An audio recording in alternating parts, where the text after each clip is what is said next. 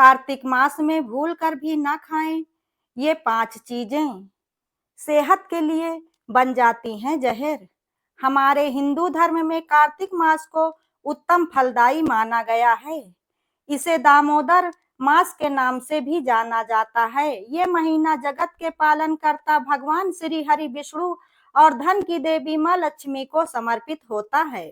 स्कंद पुराण में इस महीने को लेकर कहा गया है कि जिस प्रकार सतयुग के समान कोई युग नहीं, वेद के समान कोई शास्त्र नहीं और गंगा के समान कोई तीर्थ नहीं, इसी प्रकार कार्तिक के समान कोई महीना नहीं है। धार्मिक मान्यताओं के अनुसार इस महीने से चतुर्मास की समाप्ति के साथ भगवान विष्णु 4 महीनों की योग निद्रा के बाद उठते हैं। शास्त्रों में कार्तिक मास को तपस्या करने के लिए सर्वश्रेष्ठ महीनों में वर्णित किया गया है। साथ ही इस महीने में गंगा स्नान का भी विशेष महत्व बताया गया है। आपको बता दें कि कार्तिक मास का आरंभ 17 अक्टूबर को शाम 4:56 पर कार्तिक कृष्ण प्रतिपदा तिथि लग जाने से प्रारंभ हो गया है, जबकि उदया तिथि के अनुसार 18 अक्टूबर से कार्तिक मास का प्रारंभ माना जाता है। कार्तिक मास का समापन कार्तिक पूर्णिमा के साथ 15 नवंबर को होगा। ज्योतिषों का कहना ऐसा मानना है कि खुद को स्वस्थ रखने के लिए इस महीने में खान पान में बदलाव की भी आवश्यकता होती है, क्योंकि इस महीने में सर्दी की शुरुआत होती है तथा मौसम बदलने के साथ बीमारियों के संक्रमण का भी डर बना रहता है। ऐसे में आपको कार्तिक मास में कुछ चीजों को खाने से बचना चाहिए। तो चलिए पहले जानते हैं कि कार्तिक मास में किन चीजों का सेवन करना फायदेमंद बताया गया है। नंबर 1, रोजाना 1 गिलास दूध में गुड़ मिलाकर पिएं। कार्तिक मास में रोग प्रतिरोधक क्षमता को मजबूत बनाने तथा खुद को ऊर्जावान बनाए रखने के लिए रोजाना 1 गिलास गर्म दूध में गुड़ मिलाकर पिएं। इससे आप मौसमी बीमारियों के संक्रमण से बच सकेंगे और खुद को ऊर्जावान महसूस करेंगे। नंबर 2, गुड़ का सेवन करें। स्वस्थ रहने के लिए गुड़ का सेवन करना किसी भी जादू से कम नहीं होता है। गुड़ रक्तचाप को नियंत्रित करने के साथ सर्दी, जुकाम और खांसी के संक्रमण से भी बचाता है।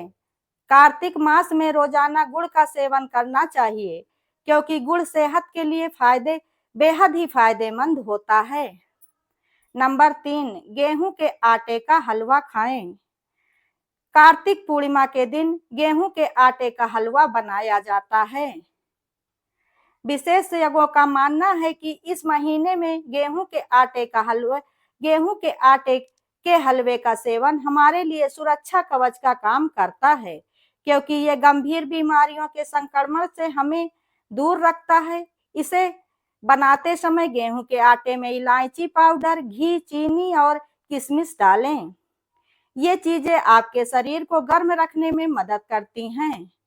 नंबर 4, तुलसी के पत्तों को खाने में करें सेवन। सनातन धर्म में तुलसी के पौधे का विशेष महत्व बताया गया है। इस पवित्र महीने में तुलसी के पौधे की विशेष पूजा की जाती है। ऐसा माना जाता है कि तुलसी के पत्तों का सेवन करने के लिए एक अलग से पौधा लगाना चाहिए, क्योंकि ज्योतिष शास्त्र के अनुसार कार्तिक मास में जिस तुलसी के पौधे की हम प्रतिदिन पूजा करते हैं, उस पौधे से हमें तुलसी का पत्ता नहीं तोड़ना चाहिए। तुलसी रोग प्रतिरोधक क्षमता को मजबूत बनाने के साथ मौसमी बीमारियों से निजात भी दिलाती है। विशेषज्ञों का तो ये भी मानना है कि भोजन में भी तुलसी का पत्ता डालना चाहिए। ऐसा माना जाता है कि मौसम में बदलाव के कारण धूल के कण और बैक्टीरिया खाने को आसानी से दूषित कर देते हैं। ऐसे में तुलसी का पत्ता उस भोजन को स्वस्थ रखता है। नंबर 5, काले नमक का सेवन। यदि मौसम में बदलाव के कारण आप बार बार एसिडिटी की समस्या से परेशान रहते हैं, तो गुड़, काला नमक और सेंधा नमक का मिश्रण बनाकर आप इसका सेवन करें। ये एसिडिटी की समस्या से निजात दिलाने में हमारी मदद करता है। नंबर 6, मूली। कार्तिक के महीने में मूली का सेवन करना भी काफी लाभदायक माना गया है। स्वास्थ्य के दृष्टि से इस माह में मूली खाना बेहद फायदेमंद बताया गया है, क्योंकि इस मौसम में कफ दोष और पित्त दोष संबंधित बीमारियों के होने की समस्या उत्पन्न हो सकती है। इसलिए इस माह में मूली खाना लाभकारी माना गया है। तो आइए अब जानते हैं कि कार्तिक मास में किन चीजों को खाने से परहेज करना चाहिए। नंबर 1, मांसाहारी भोजन से बचें। धार्मिक मान्यताओं के अनुसार इस पवित्र महीने में मांसाहारी भोजन खाने से आपको बचना चाहिए, क्योंकि इसे राक्षसी भोजन कहा जाता है। वहीं चिकित्सकों का और वैज्ञानिकों के अनुसार इस महीने पशुओं में प्रजनन की प्रक्रिया होती है, जिससे कई तरह के रोग होने का डर भी बना रहता है। कार्तिक माह में मांसाहारी भोजन का सेवन करने से पाचन तंत्र भी कमजोर होता है। ऐसे में इस महीने मांसाहारी भोजन का सेवन करने से बचना चाहिए। नंबर 2, ठंडा पानी भूलकर भी ना पिएं। कार्तिक माह से सर्दियों की शुरुआत भी हो जाती है। ऐसे में हमें ठंडी चीजों को खाने से बचना चाहिए तथा इस दौरान ठंडे पानी का सेवन भूलकर भी नहीं करना चाहिए, क्योंकि इससे हम सर्दी जुकाम की समस्या से पीड़ित हो सकते हैं। जो लोग अस्थमा से पीड़ित हैं, ऐसे लोग तो भूलकर भी ठंडी चीजों का सेवन नहीं करना चाहिए। नंबर 3, दाल का सेवन। कार्तिक मास में भूलकर भी उड़द, मूंग की दाल, मसूर की दाल, चना दाल, मटर आदि नहीं खाना चाहिए। ज्योतिष शास्त्र के अनुसार कार्तिक के महीने में दाल खाने की भी पूरी तरह से मनाही होती है। खासकर अरहर और चने की दाल का सेवन बिल्कुल भी नहीं करना चाहिए।